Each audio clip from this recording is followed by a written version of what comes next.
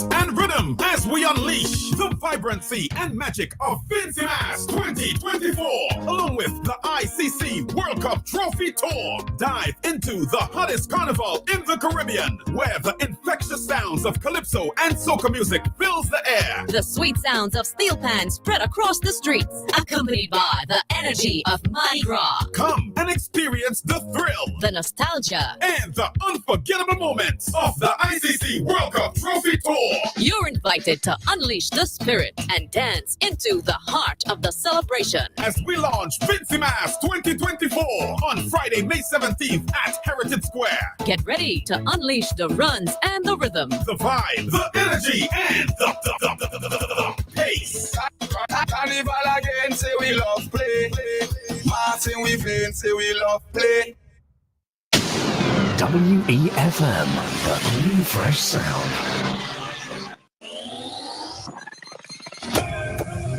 Rise and shine.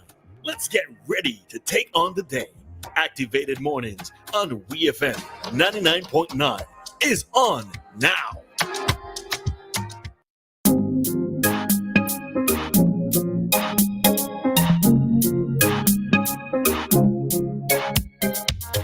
Welcome back, St. Vincent and the Grenadines. The time is 8:36 here in St. Vincent and the Eastern Caribbean. You're listening to Ari, and with me this morning. The instrumental you're listening to is Bedlight Rhythm from Stockroom Production. So yes, 2024 Vincy Soca releases have already begun. Since December. Yeah, but the after Easter rollout, I would say the after Easter rollout has already began. But I just wanted to start on a lighter note because the next topic, it's not for the week. So a man 53 years old, he claimed that a girl who was 12 years of age, forced him into sex. He will know his fate next month. Now, according to the Searchlight newspaper, a man 50 years of age who claimed that a 12-year-old girl forced him into sexual acts with her was found not guilty of rape, but guilty of indecent assault and will know his fate early next month. The man appeared at High Court Number 2 before Justice Ricky Burnett on May 2nd, 2024, where the two verdicts were returned. The defendant from a North Windward village, who was 53 years old at the time of the offense, was charged that on April 7th, 2022, he had unlawful sexual intercourse with a 12-year-old girl, she being under the age of 13. He was also charged that on the same date in the same village, he committed indecent assault against the same 12-year-old, she being under the age of 15 years. At his arraignment, the defendant pleaded guilty for abducting the same 12-year-old girl. The judge's summation of the prosecution case, which includes evidence that was presented by the virtual complainant, stated that on the date in question, the child was at home downloading a feature on her tablet.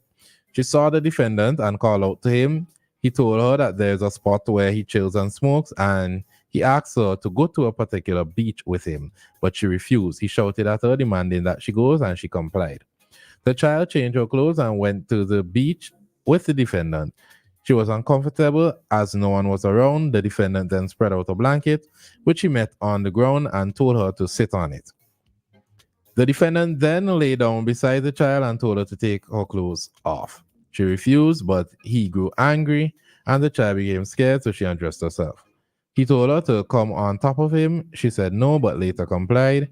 She sat on the defendant's private. He was not wearing pants. The child described the actions of the man. After raping her, he placed her in a different... Can we say that? If it is that he was found not guilty of rape? After allegedly raping her, he placed her in a different position, insisted that she have oral sex with him, funded her privates, had oral sex with the child, then gave her $1.50. She got dressed and left the beach. The judge also related to the court that the defendant said that he never had sexual intercourse with the child. During his electronic interview, he told police that the child forced him to go to the beach and forced him to, quote-unquote, feel her up. He added that the child started to shake her bottom and behave in a vulgar fashion, as if she wanted him to feel her up. He touched her buttocks, then rebuked her behavior, but the but she proceeded to lie on him. He also said that the child heard money jingling in his pocket and asked him for some, and he gave her the change mentioned. In his testimony, the man claimed that the child approached him with her tablet watching sex and followed him. He was on his way to the bakery. She showed him her tablet, asked him if he normally masturbates and sit down and undress, and sat down and undressed herself. The defendant said he told her, the child, he did not want to have sex with her, but she approached him, placed his hand on her breast, her privates, and put her buttocks in his face, to which he cabbed her and sent her home. She then asked him for money. He gave her the $1.50. Witnesses who testified in the trial said they saw the defendant with the child on the date of the offense heading to and from the beach. A 10-member jury who deliberated for 1 hour and 46 minutes returned a verdict of not guilty of unlawful sexual intercourse with a girl who was under the age of 13, but guilty for the offense of indecent assault with a girl under the age of 15. A social inquiry report was ordered and sentencing was adjourned to June 10th, 2024. What are your thoughts?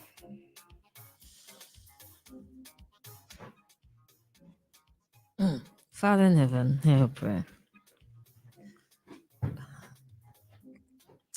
Where to start and how to start? You are 53 years old. You are 53 years old. This is not like a 40-year-old woman we're talking about. She's not 30, she's not 20. We're speaking about a child, 12 years old, right? He said one thing, she said something else. But even without the difference in the stories, right? If a person, in this case, a child, you're saying that you were forced at 53 years by a 12-year-old child, and you didn't have it in you to refuse, to not do anything, to just say no. You didn't have it in you at 53. You know, see something wrong there? You know, see something really wrong there? So people will be led to believe you had time to sit down and think of a story, because it just does not make any sense. If anybody were to just sit down and read all these sexual offenses stories, they would automatically assume that Vincent men are nasty. You're 53, she is 12. Okay. So you say that happened, which is absolutely ridiculous.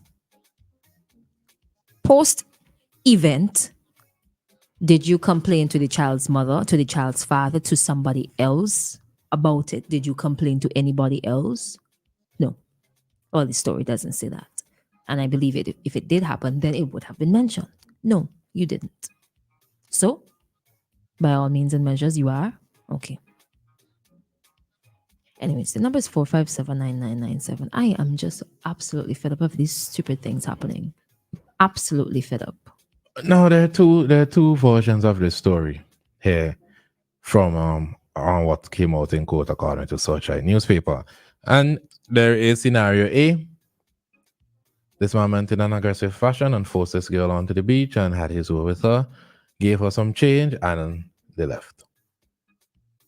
Scenario B. This girl made a move on this man. They ended up at the beach. She seduced him. They did what they have to do. He gave her the change and they left. In both scenarios, I cannot see how it is plausible for a 12-year-old girl to force a 53-year-old man without a weapon or anything to do anything. So at the end of the day, it's night. He went down there. He did what he had to do.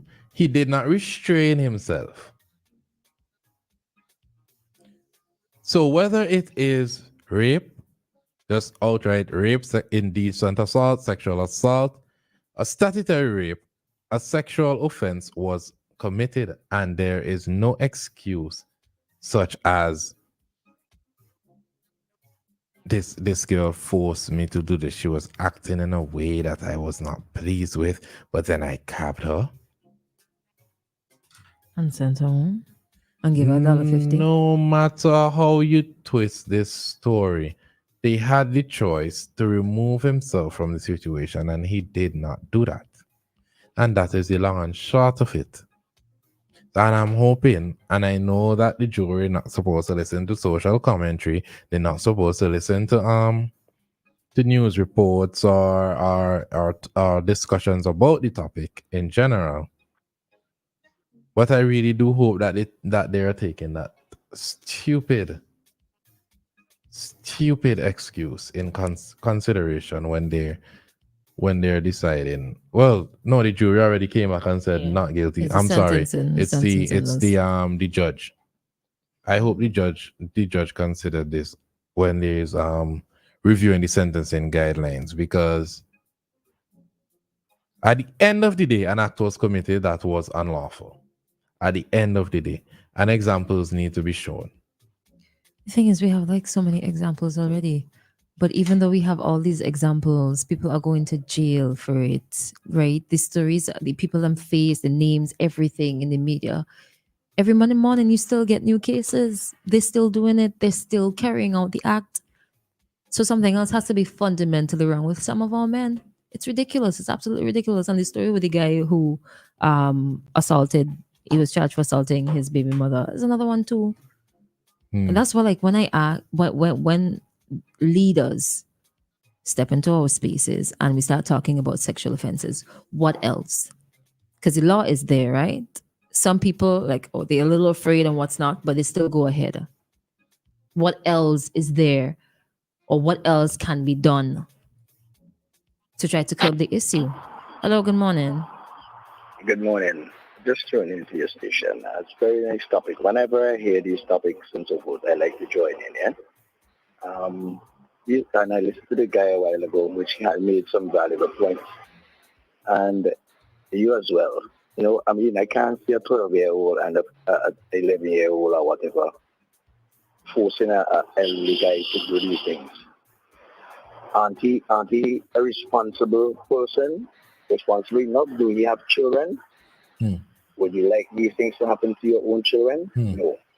I, for one, who have my girl children, I don't like that. So I push myself away from, you know, getting into talks with children and young girls and so forth under my age or so forth, or under my daughter's ages. Right? And I think these guys, we must put things in place for people like these. And this is why, you know, it is you could never tell me that a young girl like that would give a man that consent. You know, I mean, she's young, he's old, and he could brainwash. There are brainwashers right out there. Who knows what he tell her, what he promise her? And the young girl, you know, she no better, she no different. You know, if she gets brought up in a way that the parents would tell her, well, look at these things as be aware of guys of these sort and so forth. And this is why parents need to have a sit-down talk with their children, girls and boys, because in Jamaica right now there are a lot of boys who have been going out there and getting used as well. And I think, you know, that we have missed right now where parents, you know, sit down and talk with your children and find out what is happening with them at school and so forth, and what is going on within their lives. You see a child come home, they have something that is not belonging. The parents are supposed to be checking a student's bag, the children's bags and so forth when they come home from school. They find them with something that is in their bag that is not belonging to them. Find out where you get it. Do you guys have read that? I mean, you have to look and check up on your children. And if we don't, as parents, play these roles and, you know, sit down and talk with our children, see what they're doing, look in the book, search the bags and so forth, see what is in the bags, what you would know what your kids are carrying to school and so forth. We need to pay attention. Parents need to pay attention and you know, talk to the kids more, be open to the children and speak to them and give them the right heads up and tell them the correct things and what to look out for and what to expect in life. There are predators out there who would do anything to get a young girl or whatever to do this and that because he wants to be a macho man. So why we had this young girl and this and that and all that. But at the end of the day, the families are going to be hurt of these kids. So we need to put things in place and deal with these predators, these guys who are dealing with these youngsters, these little girls and so forth. There must be stiff penalties. And when I say stiff, I mean stiff. If even it happened to me, it must be stiff penalties. I'm not taking myself out because I'm a man. So when I speak and wouldn't leave myself out. And I know I would not do these things because I have kids and all my children that got their working now and so forth. And I'm so thankful for that. And I'm hoping that my children will pass it on to their children as well. Thank you for your time, guys, and that's my contribution. I hope you have one. Thank you very much for your contribution. Now, I can't move on from this topic without mentioning that last month was recognized as Child Abuse Prevention Month. Now, in light of this, there was a panel discussion on SVG TV's Viewpoint on Sunday, May 5th, right? Acting Corporal Romancia Jordan, who is attached to the Sexual Offensive Unit, said the unit is seeing a direct link between neglect and child sexual abuse. She said some of these cases come to the Sexual Offenses Unit are as a result of some of the same abandonment and neglect. Because of the neglect and the abandonment, children will go to their neighbor's house or go to a stranger for things that are not provided in the home. And that will lead to sexual abuse. From our standpoint, yes, the Ministry of Mobilization is dealing with the abandonment and neglect, but ultimately it will lead to sexual abuse. Over the first 4 months of 2024, the courts of SVG have dealt with sexual assault cases involving minors, including rape, statutory rape, and attempted buggery. Corporal Jordan said the biggest obstacle facing the unit currently as they try to bring perpetrators of child sexual abuse to justice is the lack of cooperation of persons called on to assist with investigations. When we're doing our investigations, there are a few that, although they know they are supposed to speak about what is happening, they refuse to give us a statement. They refuse to provide valuable information to aid in our investigation. There are some people who are just stubborn and resistant to doing such. They would rather say they don't know because they do not want to go to court. The acting corporal also highlighted another trend which continues to perpetuate cycles of abuse in SVG, where parents, due to their limited socioeconomic circumstances, would choose not to report abuse to the authorities in order to maintain a stream of income. They are fearful of the father going to prison because the income will no longer be there. They rather associate themselves with the man instead of the child. And these are all things that we spoke about here on Activated Mornings when these topic comes up. And it makes me question: was there mention of the 12-year-old's parents in this? I never ever remember. And let's say that she was actually there on the tablet looking up porn and then showed it to the man. Because if we're being realistic, these things do happen. Is it because of neglect and abandonment? Because if it is, then we would see the same tie. And the problem now is, how do we combat something like that? And the Ministry of Mobilization, they could only attempt to rectify this, but it is a very touchy, it's a very tricky area, because as I say, it's not like they get a lot of assistance. It's not like people usually stand up and speak out in some of these communities for many different reasons. There are people who just completely refuse to participate in whatever it is that involves police activity. There are people who are afraid for whatever reason to go into the courthouse and give testimony, and it then in turn reflects on the child. Parents need to be parents, man. I don't know. I think there if there is a study, I need to go and see it on how much our society is grooming men to be predators. How much? Because somebody could stand in front of you butt naked, but you can't resist. I mean, it might be hard for a grown man to resist a grown woman, peeling one's out, whatever, but you can resist. The law is there. Everybody, well, people talk about these things now that it's happening in the media sphere so often. People talking about them left, right, and center.